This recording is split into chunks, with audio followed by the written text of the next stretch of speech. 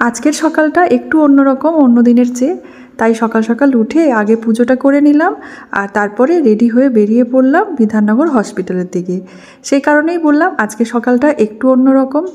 কারণ হচ্ছে হসপিটালে চলে এসেছি আর এই যে প্রিয়াঙ্কাও চলে এসেছিল। তারপরে আমরা দুজন মিলে একটা পেশেন্টকে দেখতে যাচ্ছিলাম। তো স্বপ্নপূরণ থেকেই বলা হয়েছিল আমাদেরকে দুটো পেশেন্ট আছে, ওনাদেরকে একটু দেখে আসার জন্য, ওনাদের যদি কোনো কিছু দরকার লাগে সেটা যেন আমরা গিয়ে দিয়ে আসতে পারি। তো সেই জন্য সকাল সকাল সমস্ত কাজ সেরে চলে গেছিলাম আগে হসপিটালে।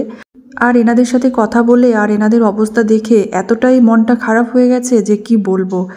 ঘরে আসার পরে রান্নাঘরে কাজ সারতে সারতে শুধু এগুলোই চিন্তা করছিলাম, আমাদের আশেপাশে কত রকমের মানুষ আছে তাই না, যে যাদের কিনা ঘর বাড়ি কিছু নেই, তারা কত কষ্টে দিন কাটাচ্ছে। তো তার চেয়ে হয়তো বা ভগবান আমাদেরকে অনেকটাই ভালো রেখেছে, আমাদের মাথার উপর ছাদ আছে, আমরা একটু শান্তিতে ঘুমোতে পারছি।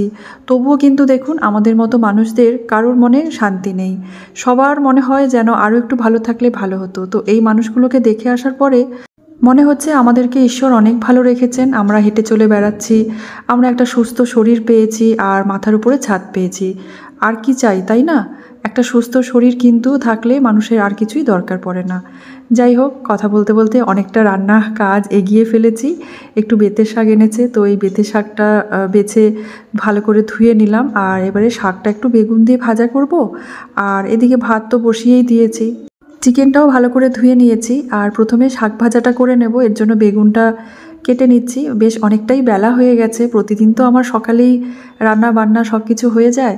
তবে আজকে যেহেতু হসপিটালে গেছিলাম সেই কারণে রান্নাটা একটু দেরিতে শুরু করলাম। মোটামুটি এখন 1:45 মতো বাজে, 1:45টার সময় ঢুকেছি রান্না করতে।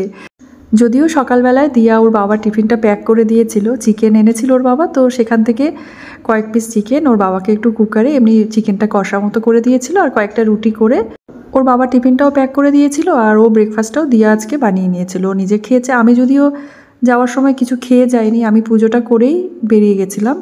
আর তারপরে এসে একটু চা আর বিস্কুট খেয়েছি, আর কিছু খাইনি আজকে। তো এই যে সিম কেটে নিচ্ছি, আলু আর সিম দিয়ে একটা তরকারি মতো করব। আর এদিকে বেতে শাকটা একটু বেগুন দিয়ে ভাজছি, আর চিকেনটা করব, আর ব্যাস আর কিছু করব না। তো শাকটা আমার ভাজা হয়ে গেছে। শাক ভাজতে ভাজতে সবজিগুলো কাটাকুটি সব কিছু করে নিয়েছিলাম।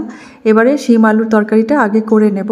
তো সর্ষের তেলটা গরম করে এর মধ্যে পেঁয়াজ, তারপরে কাঁচা লঙ্কা, টমেটো, একটু জিরে ফোড়নও দিয়েছিলাম, সামান্য একটু নুন দিয়ে ভালো করে একটু নেড়েচেড়ে নিলাম। আর এখানে আমি আদা রসুন আর কাঁচা লঙ্কা পেস্ট করে রেখেছিলাম, সেটা আমি দিয়ে দিলাম 1 চামচ মতো। বাকিটা রেখে দিলাম, ওটা চিকেনটা রান্না করব ওটা দিয়ে।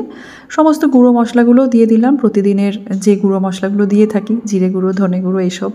তারপরে আলু আর শিমটাও দিয়ে দিলাম, ভালো করে নেড়েচেড়ে নেব। আর একেবারে লো ফ্লেমে ঢেকে রেখে রান্নাটা করে নেব। এর মধ্যে আমি আর জল দেব না, একদম লো ফ্লেমে রান্নাটা করে নিলেই হয়ে যাবে। শিমটা পাশের গ্যাসে বসিয়ে দিয়েছি, এবারে আমি চিকেনটা করে নেব। আর চিকেনের মধ্যে দিয়ে দিলাম দই, তারপরে আদা রসুন কাঁচা লঙ্কার পেস্ট, জিরে গুঁড়ো, ধনে গুঁড়ো, সামান্য একটু সর্ষের তেল দিয়ে চিকেনটাকে ভালো করে মেখে নিলাম। আজ আর তো ম্যারিনেট করে রাখা হবে না, একেবারেই মেখেই রান্নাটা করতে হবে, কারণ আর সময় নেই, খুব তাড়াহুড়োর মধ্যে রান্নাবান্না আজকে করছি। তো তেলের মধ্যে গোটা গরম মশলা, তেজপাতা ফোড়ন দিয়েছিলাম, আর পেঁয়াজ আর আলুটা দিয়ে দিলাম। সামান্য একটু নুন দিয়ে আলু আর পেঁয়াজটাকে ভালো করে নেড়েচেড়ে নিচ্ছি, তাতে করে আলুটাও ভাজা হয়ে যাবে আর পেঁয়াজগুলোও ভাজা হয়ে যাবে। আর এদিকে আলু আর শিমটাকেও একবার করে নেড়ে নিচ্ছি, একদম লো ফ্লেমে বসানো আছে, তো তরকারিটা এমনি কষাতে কষাতেই রান্না হয়ে যাবে। এদিকে ম্যারিনেট করে রাখা চিকেনটা দিয়ে দিলাম। হাই ফ্লেমে প্রথমে চিকেনটাকে বেশ ভালো করে কষিয়ে নেব। আর ততক্ষণে চিকেন আর সবজিটা হতে থাক। এদিকে আমার ভাতটাও হয়ে গেছে, ভাতটাকে আমি উপর দিয়ে নিলাম, এই ঝুড়িটার মধ্যে ভাতটা ঢেলে নিলাম। আর মাঠটা ফেলে দেবো, আর এভাবে কিছুক্ষণ আমি রেখে দেবো, তারপরে ভাতটা একটা বাটিতে ঢেলে রাখবো। এদিকে আলু আর শিমের তরকারিটাও আমার হয়ে গেছে। নামাবার আগে সামান্য একটু ধনেপাতা কুচি দিয়ে দিলাম। আমার আবার ধনেপাতার ফ্লেভারটা ভীষণ ভালো লাগে, যে কোনো রান্নাতেই ধনেপাতাটা আমি দিয়ে থাকি, আমার খুব ভালো লাগে। আলু শিমের তরকারিও কমপ্লিট। এদিকে চিকেনটাও খুব ভালো মতো কষানো হয়ে গেছে, চিকেনটার তেলটা সেপারেট হয়ে গেছে। এবারে আমি এর মধ্যে দিয়ে দেবো গরম জল, খুব সামান্যই দেবো গরম জল, খুব বেশি দেব না। ভালো করে নেড়েচেড়ে নেব। ব্যাস নামাবার আগে খুব সামান্য দিয়ে দিলাম ধনেপাতা কুচি, কারণ আমি তো বললামই আমার ধনেপাতার গন্ধটা বেশ ভালো লাগে, শীতকালে বিশেষ করে আর কি। ধনেপাতা যে কোনো রান্নাতে দিলেই, মাছে হোক, ডিমের ঝোলে বা চিকেনে, আমার তো খুবই ভালো লাগে। একদম সিম্পল আজকে রান্নাবান্না, আলু দিয়ে চিকেনের ঝোল আর এই চিকেনের ঝোলটা দিয়ে ভাত খেতে কিন্তু বেশ ভালো লাগে, রুটির সাথেও ভালো লাগে। তবে আজকে আর চিকেনের কোনো রেসিপি বানাতে পারলাম না। অ্যাকচুয়ালি ভেবেছিলাম আজকে একটু বিরিয়ানি করব, আজকে সানডে ছিল।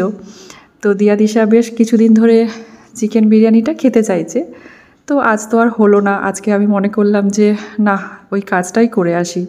আমার কাছে মনে হলো ওই কাজটাই আগে। বিরিয়ানি তো না হয় মেয়েদেরকে অন্য দিন খাওয়ানোই যাবে, তবে ওই মানুষগুলোকে দেখে এসেছি আর সত্যি করেই মনটা খুব দুঃখে ভরে গেছে বলতে পারেন।